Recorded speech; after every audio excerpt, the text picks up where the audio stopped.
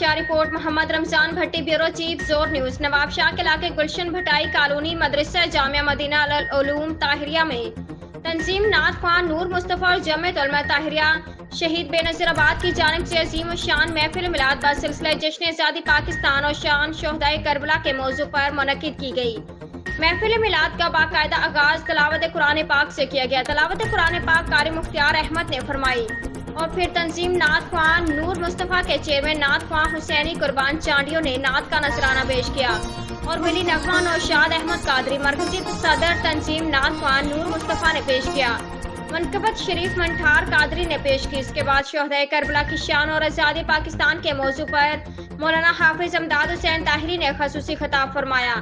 اس موقع پر اس شاندار محفل میلاد میں مفتی مختار احمد نقشبندی نے وطن عزیز کی ترقی و خوشحالی کے لیے دعا فرمائی۔ اس موقع پر محمد سلمان میمن، حافظ چھٹل کیریو حسینی، شاعر حبیب مولانا غلام مصطفیٰ طاہری کے ساتھ تنظیم نعت خواں نور مصطفیٰ کے تمام ممبران سمیت عاشقان رسول نے بڑی تعداد میں شرکت کی۔